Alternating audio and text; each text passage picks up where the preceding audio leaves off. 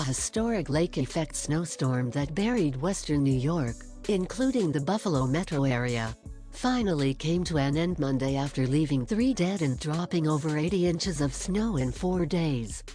Bands of heavy snow off Lakes Erie and Ontario produce snowfall rates between 3 and 6 inches per hour and lots of thundersnow from Thursday through Sunday, leaving most towns measuring their snow in feet rather than inches. Many vehicles attempting to drive around the region were reported to get stuck because of impassable roads. Unofficially, 80 inches of snow buried the Buffalo South town of Orchard Park, New York, where the Buffalo Bills were originally scheduled to host the Cleveland Browns at Highmark Stadium on Sunday, November 20th. However, the game was moved to Ford Field in Detroit due to public safety concerns and out of an abundance of caution in light of the ongoing weather emergency in western New York, the Bills said.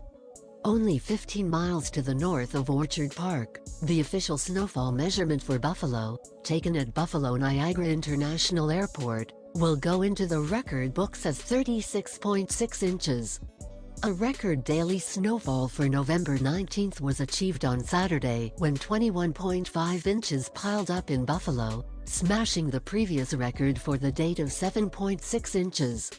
However, the Buffalo South towns were clobbered, with several towns picking up 50 inches or more of snow, including East Aurora, Elma and Blastel.